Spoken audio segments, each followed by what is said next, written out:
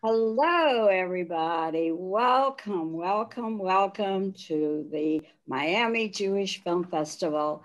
My name is Dr. Miriam Klein Kasanoff.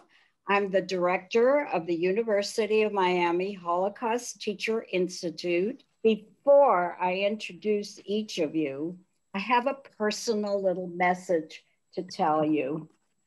I'm a child survivor of the Holocaust who escaped the Holocaust from Europe in 1941.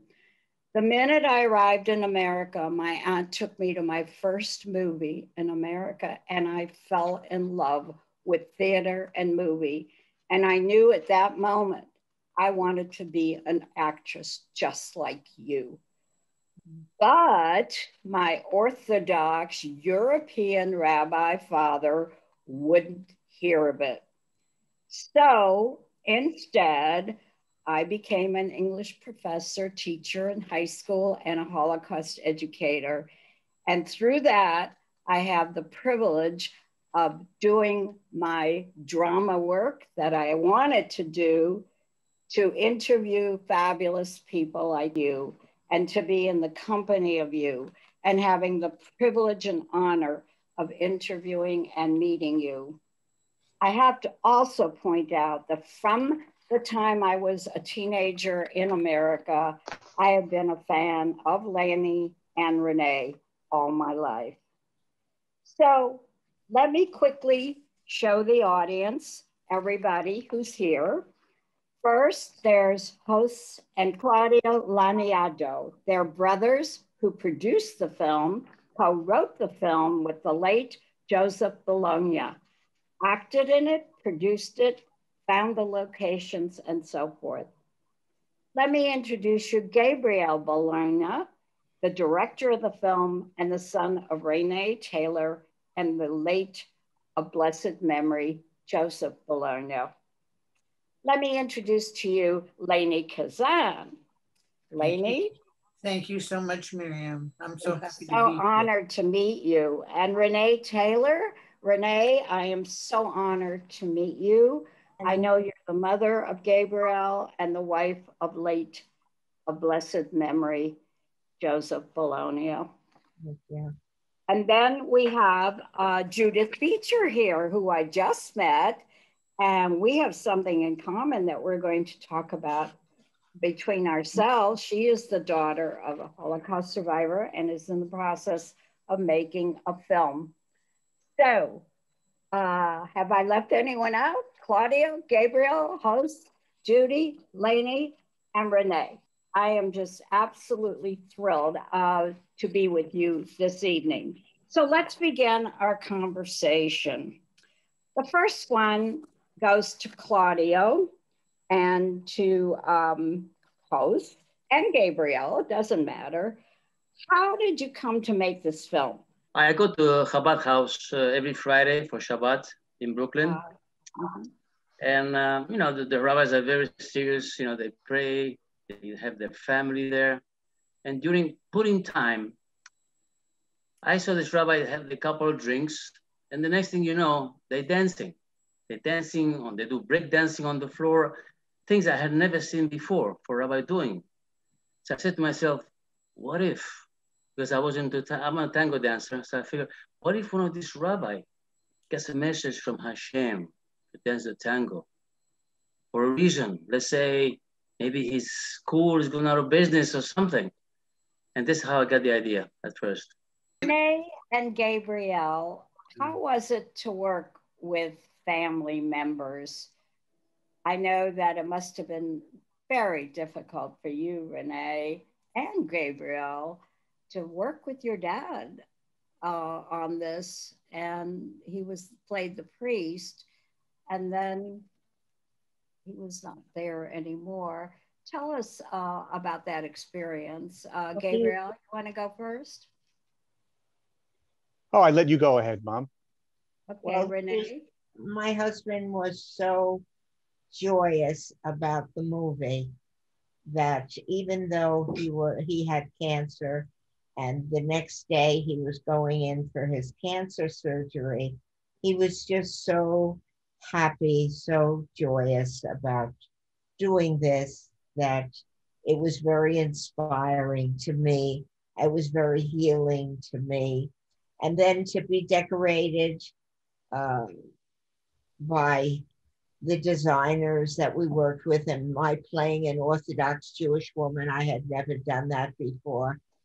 And to be, and having my son direct me and direct my husband, it was, the whole thing was a very joyous, what could have been a very sad experience was a very healing, inspiring experience for me and my husband. What a beautiful Yeah, we had memory. to time shooting in between my father's chemo and radiation therapy. And it prolonged production, of course, but it also prolonged my father's life. I mean, he outlived far beyond his prognosis just from being on the film, and he even got to see a rough cut of the film. You know, it's funny, it's really full circle because my father was this lapsed Catholic, and here he is with stage 4 terminal cancer playing a priest. And, you know, my mom and I go out, 2 Jews, buying my dad rosary beads for him to do prayers with the priest in the hospital when he was in treatment. And those very rosary beads are what he uses when he actually, you know, prays in the film. And even, you know, the tefillin that Jos uses is actually his tefillin. And there's a lot of spirituality in this film. On the surface, it's a lighthearted dance film, but there's a lot of, you know, spirituality. Oh no, there's a lot of depth to this film, which I intend to address as I move along. Thank you for sharing those feelings. I think when I thought of the question, I thought this is a difficult question to ask somebody, but it's there. And I wanted to honor your late father by having you both speak up. Lainie, you and Renee, I know this from research and everything that I've done on you both, are almost family. You have worked together and been friends all your lives, practically, all your professional life. So how was it for you to work on the same film after all these years of long friendship and collaboration, working again with Renee on this particular film? Well, you know, it was like being home. It was like family. And just as you said, I mean, I consider Renee my family. I love her, and I love Gabriel, and I loved Joe Bologna. And we worked together throughout the decades. And I've been at all her weddings and all her functions and all. We have a beautiful friendship. And she asked me if I would do this part. And of course I said yes. And we had so much fun. It was such fun. I mean, it was delicious. And I loved working with Gabe. He was an incredible director. He gave me such freedom. And I had a wonderful time. I loved the 2 gentlemen who produced the film, are special and very, very involved in every aspect of this film. And it was a joy to make. Well, I'm going to predict something, and I'm pretty good at predicting. I think this film is going to win the best not documentary, but the best whatever category. I really think this was a very good film. I've watched almost every film. I've done this kind of interviewing for about 5 other films, and this film is fabulous. So I want to go back to Claudio because he had a great deal to do with putting this film together. When Jos came to you and said, I went to Chabad and I got an idea, let's do this story. What did you think, Claudio? What pulled you in? Well, I came from a background where I worked in psychiatry. I'm a psychiatrist, and I haven't been in contact with my brother for a long time. in my family here in New York. So for me, it was like an opportunity for me to reconnect to my brother. You know, I mean, he chose marriage and he got kids. I was single. I'm still single. If anybody's looking.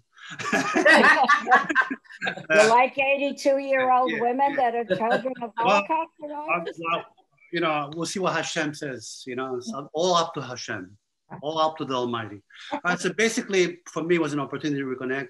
And then we decided to form a company called Convivencia Forever Films. And then the name comes from La Convivencia, which was just right before 1492 when the Muslims, the Jews, and the Christians used to live and work in peace and harmony together. And basically, we wanted to make projects to open doors of dialogue, enlarge the doors of dialogue, and have a positive social change for peace, for unity, for tolerance. There's a message in this movie, which is tolerance, and unity and peace. I think 7 laws of Naid were given to everyone 2,000 years right before it was given. The Torah was given to the Jews, and I think the reason was because I think the Almighty wanted us to have a blueprint of how everybody can coexist and nourish each other's differences, or even tolerate their differences, and enlarge our common bonds, like foods, like music, and so forth. It very much shows in the film. Thank you. I'm going to ask each of you this one question. I'm going to start with Judi. Judi, you had a very difficult role to play, keeping the spirits up of your husband, and, you know, should you allow this dancing to happen?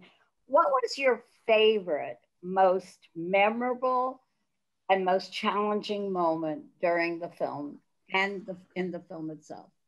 Is there a favorite moment that whenever you think of the film, that moment comes up to you? That's a good question. I just remember when filming my scenes, we were filming in a rabbi's home, who happens to be called, we're the Yehuda family, and he happens to be called Rabbi Yehuda, was the rabbi whose home it was. And so we did a lot of my scenes in the bedroom. We had to do them back to back. So it was for me, it was very, you know, it was challenging because we had, like, it was all of my scenes in a period of, you know, 24 hours or a couple of days. And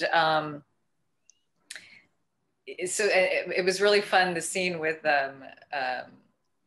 Jos, with Moshe, when he comes in and he's playing the Torah,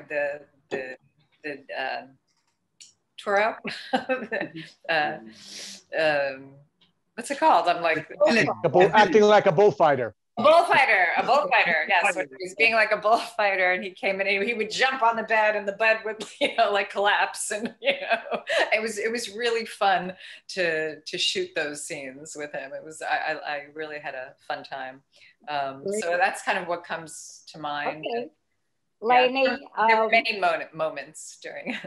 Lainie, what was your favorite, most memorable moment? I know I can tell you with you and Renee what it was for me, but I want to hear it from you. What was your moment that you can't get out of your head when you think back on the experience? The moment that stands out for me is when Renee and I are having that argument, and I lost myself in the argument. I got so upset and so angry. I started calling her all kinds of names, and I just went off, you know, and Gabe allowed me to do that. And I had so much fun, and I just went crazy. I just did. And that moment is just ever present in my mind when I think of this movie. I think the moment that I broke up was when Renee was crying, thinking of her husband in the film, and you leaned over and you hugged her and held her, And I saw that emotion and what was going on there. Gabriel, for you as the director, what was your most challenging or memorable moment doing this film? Able to get back on. Gabriel, well, are you there? You know, yeah, can you hear me? All the places of worship. You know, we shot in a Sikh temple. We shot in a Catholic church. We shot at 770, and believe it or not, we are the first and only film to ever have shot at 770, really the capital of Lubavitch Hasidic Judaism. And what do you mean by 770? You're seeing. What is 770? Well, 770 is what is it? Ocean Parkway, Jos? Yeah, Atlantic Avenue. What is it? Eastern Parkway is headquarters Eastern of the Parkway. Lubavitch. Yeah. So that's the address 770, and it is the hallowed halls of really the greatest yeshiva in America, and it is where Rabbi Schneerson, that's where his seat was, and no one's ever done anything there. You know, a lot of the Hasidic community has gotten a lot of bad rap about, you know, being clannish, and we didn't have that experience at all. They opened their doors to us. I mean, it was just the most amazing experience. Thank you, Gabriel. Jos, first I have to tell you, Jos, you are one fabulous dancer. I love to dance, and boy, you sure have the moves, I'll tell you that. So for you, what was the most memorable or challenging? Maybe the challenging would be that staying away from not being able to touch Karina. You know, you just hit on the spot, because my memory is like, I'm gonna be dancing with the top lady from Dancing with the Star, right? Karina Smirnoff. I mean, she's gorgeous. She's a great actor and everything about her, and like, you know, practicing the dance, the moves. You know, thank you. We had Jordi Caballero who helped us with the choreography, and it was a challenge, and I would never forget that. But then when you finally get it, I mean, I love the dance, but to do a dance like that with Karina Smirnoff, it was very memorable. I will never forget that. I can imagine. Claudio, what was the most challenging or memorable or best moment for you working with this film? Challenging was reconnect in the beginnings, writing the script and reconnect with my brother. We had like different views. I was, you know, that's one of the things. It's writing the script. The other one is producing the film. You know, like, you know, we're not like a huge production company that we have like millions of dollars. You know, so that was a challenge for me. I think the most memorable is really like the reason we got into this, to making this movie, was for us to open doors of dialogue and connect with people in different religions and ethnicities. And in the process of getting locations, like different locations, we were actually connecting with people who we really wanted to connect. They learned about us, we learned about them. They were like, there was one miracle after another miracle where people who had different religion than us were so welcoming. You know, I think Gabe could expand that with the Sikh temple, for instance, an example. But I think that's my most memorable, and it was so gratifying that I feel. Yeah, New Yorkers are an amazing breed of people. You know, Jos and Claudio got us this amazing location, the office of the imam, the Muslim imam. We didn't shoot it in a mosque. The other mosque scenes we shot in a mosque. And we shot it actually in a Moroccan restaurant.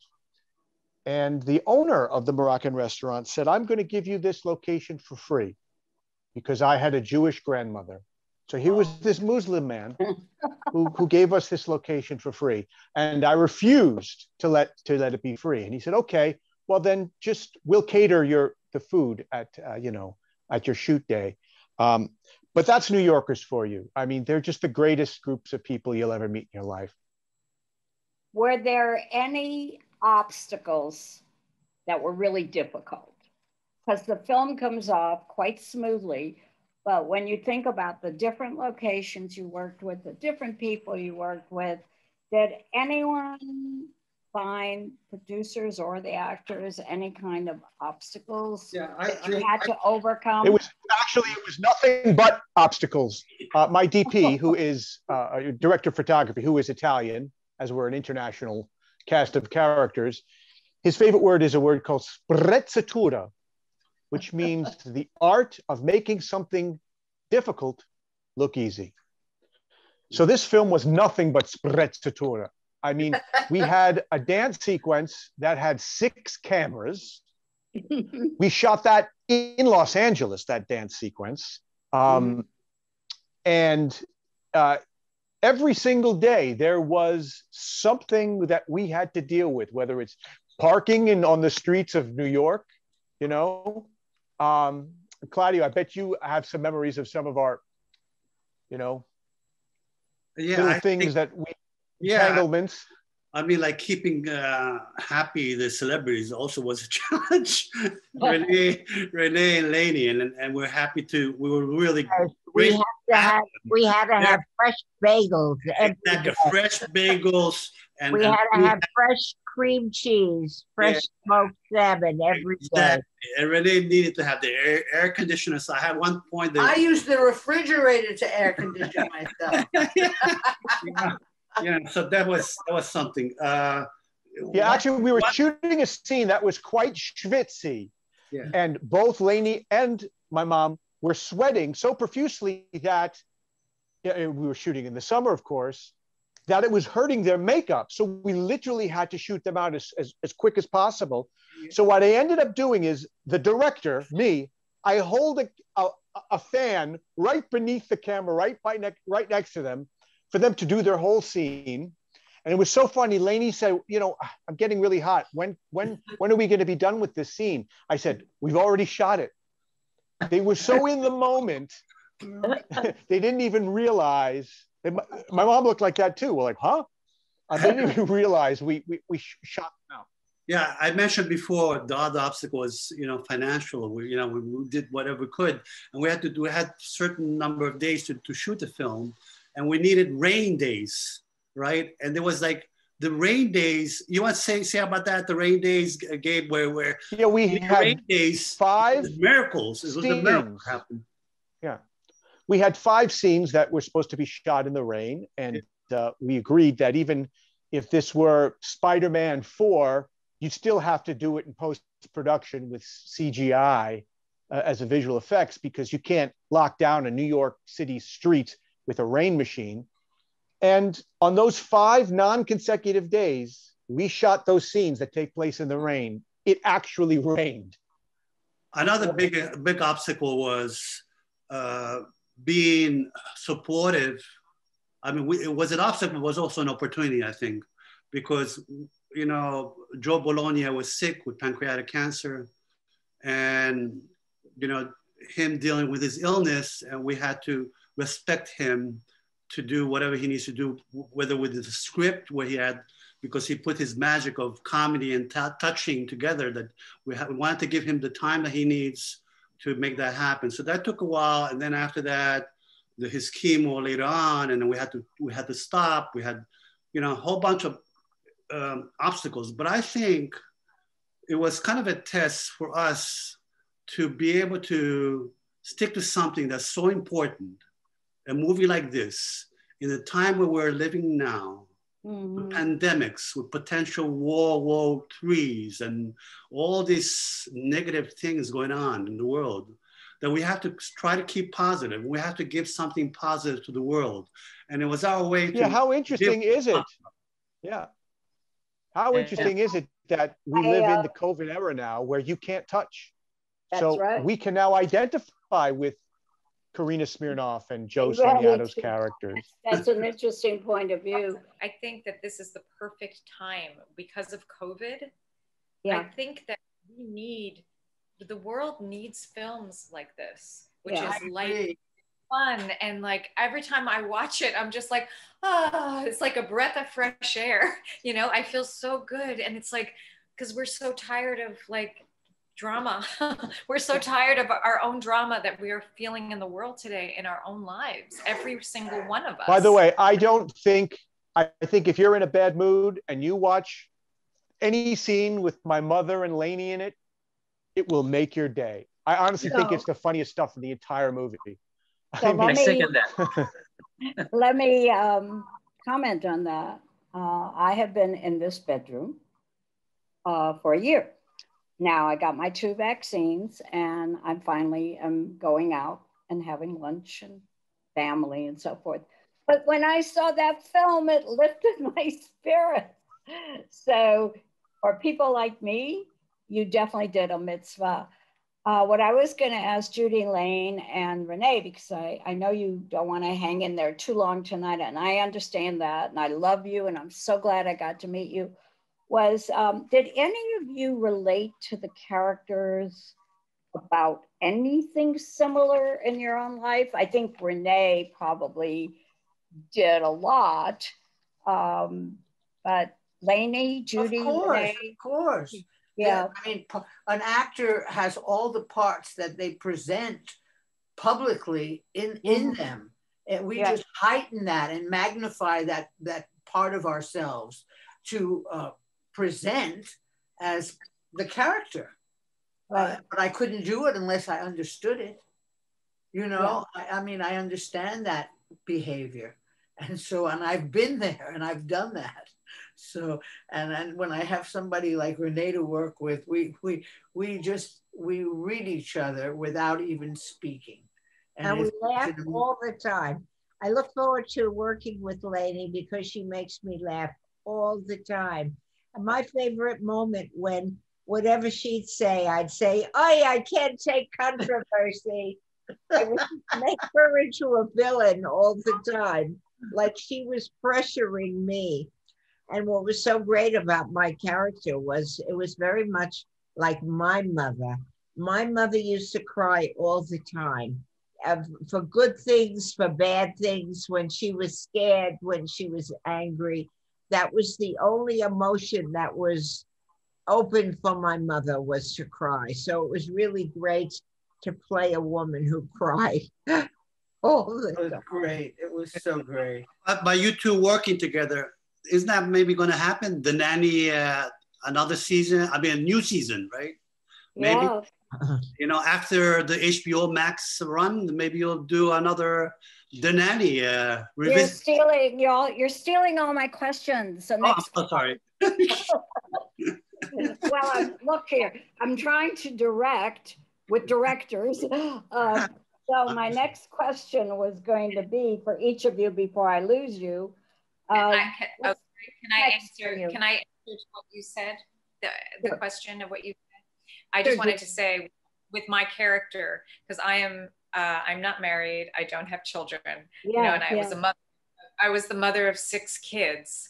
And so for me, you know, I have felt love. I have felt, you know, it's digging down into where how it connects to you in your life. And you know, I am not Orthodox, but my aunt was like, you know, it was like Renee's character. She reminded me of my aunt in the film. And I used my own spiritual connection, with God, what I feel and I put it into as if, you know, I used it. I used my own, how I feel, and I infused it into everything that I did. And you did a super job, because when you came on, in the beginning of this program, I said to Lainie, who is that? I mean, yeah, I did not recognize you at all. And you did a super job of playing that role, considering what you just said. So what's up for all of you next? Lainie, where am I going to see you again? You're going to see me in Big Fat Greek Wedding 3. So I'm very excited about it. It's going to be done in September. I mean, we're going to film it in September. I think part of it's going to be filmed in Greece. So that's very exciting. Yeah. Too bad that you have to go to Greece, right? I know. So I'm very, it's tragic. But, and I'm also, I've got some bookings as a singer. You know, I'm singing still, always. That's my first love and always will be. It's who I am. It's what I do the most naturally. So I'm singing here and there in LA and in New York at Feinstein's and here at the Vibrato. How wonderful. Thank you. Host, what are you doing next? Are you going to be dancing on Dancing with the Stars? Are you asking me? Oh, no, I was asking your brother. Oh, Jos. I'm sorry. Yeah, because he didn't. Why not? You never know. I'm going to continue dancing my tango whenever we can. Right now, I think most places are closed. I have a few projects which I cannot really announce right now. A couple of movies where I'm actually another dancer. So you'll find out in the summer which one's going to be. Renee, what's up? What are you going to be doing next? I'm about to start rehearsing tomorrow with my play Mae West, which I wrote, and I'm playing Mae West in a 3-character play, and I'll be touring with it starting in September. I'm writing a book about Joe called If You Ever Leave Me, I'm Going With You. And I'm hoping to go to Greece with my son, Gabriel. They're setting up a production company there, and I'm hoping to make movies in Greece. And then while I'm still young, I'm going to be, I was just either 88 or 38. Depends on my lighting. I know how you feel. But I'll never be too old to play Mae West because she was 89 when she played Las Vegas. So really, it's really wonderful for me to be able to do that. Wow. I wish I could join all of you on what you're doing. I'm like so jealous sitting here. Maybe you could find a bit part for somebody like me in one of your movies. I would love it. Sure. You want to understudy? You want to understudy me in Mae West? I will understudy you. I'll even pay my own airfare, and I'll go. Hey, buddy, is that something in your pocket or what? Isn't that the line? Is in your pocket, or you're just glad to see me? See me, yeah, that famous line. Would you like to understudy for Tango Shalom too, for me? Yeah. I think we should all be understudies and travel to Greece with everybody together. Sounds like a good plan. Renee. Elainey, when are you going to play Fine Scenes in New York? Well, I'm supposed to play at the end of May, but I'm changing the date because I'm not ready to do that. Oh. Okay, so when you do that, I'm coming to New York. You got it. And I'm going to sit there and I'm going to hear you sing and I'm going to meet Renee and everybody. Claudio. Yes. Claudio, what are I'm gonna beg off. It was wonderful to meet you, Miriam. Me too. Wonderful to see all of you. I love you all. And everybody in Miami. And everybody in Miami. I grew up in Miami Beach. Me too. Wait a minute, Renee. Where Miami Beach? I live on Miami Beach. I went to South Beach Elementary School, then Ida M. Fisher Junior High, then Miami Beach High School. Oh my God, Renee, wait a minute. I taught at Miami Beach High School. Oh my gosh. And I grew up there too. I grew up, I lived at the Miami Beach Hotel with my family. Where did you live? at the Shore Club Hotel. It's right across the street from me. I live on Collins Avenue. And I went to the Lear School, which was a private school on a little island. We still have that, the Lear School. That's where I went to school. And I lived at 411 Meridian Avenue. And whenever I come to Miami, I go back to my old house. Me too. And I hugged the tree that was in the front, because I used to look out my window at that tree and dream my dreams of me sitting on that tree. I love the way Florida smells. I get off the plane and I feel like home. Yeah. I can't explain it, but it's wonderful. Well, I hope that the next time you come here or I go there, and Judi, I'd love to meet you also. So I hope that's going to happen. Bye, guys. Just wait 1 minute. Let's see. I just want to know what Claudio and Gabriel are planning in the future. And that will be the last question anyhow. And Judi. Yeah, my wife and I opened a production company in Greece, and we're moving there, and we're going to be making films out there. You can get up to 75, 80% back in tax rebates for shooting and tax incentives. My wife also co-wrote the music for the film. Yes. She was also the music supervisor. And she's one of the reasons why we just have such a really fun, buoyant film. The soundtrack is very modern and hip. And Jos, what do you got? Oh, you already said. I think we. Yeah, we already did Jos. Judi, we didn't say Judi. What are you doing, Judi? Judi, what's your next project? I know it has to do with your mother. I'm gonna move to Greece also. I was just in a TV series, a French TV series called La Garçon, Boyish, which came out in September. So it will hopefully be coming out in the United States and Canada. Okay. I have like 3 other films that are on their way out. And I'm directing a documentary, which we had spoken about my mom, who was a hidden child in the Holocaust and who escaped by herself at 6 years old across the French-Swiss border. Wow. I'm working on that. I'm also writing a book called Zolis, Mind, Body, Spirit Healing and Spiritual Success. So I have 2 books that I'm writing as well, and auditioning like crazy. Are you right in New York? I'm in Tribeca. I live in Tribeca, and we actually shot one of the scenes right here on this couch where I'm sitting. It didn't look the same, but one of the scenes in the movie was shot here. So I'm going to get your email from Douglas, and I want to connect with you about The Hidden Child. Just did a program on that an hour ago. Claudio, yes. You're the one that I've been communicating with this whole time, back and forth. So tell me, what are your future plans? Well, I see what Hashem has in mind, the Almighty. I mean, I live in a moment. I'm very existential. Right now, I'm trying to make sure that our movie, Tango Shalom, is seen by the whole world. And hopefully we'll have some money to pay off a couple of investors, including my loans. And everybody will be happy. But it's not the financial issue. The most important thing for me is to be part of the peace process. All right, so that's my my personal goal.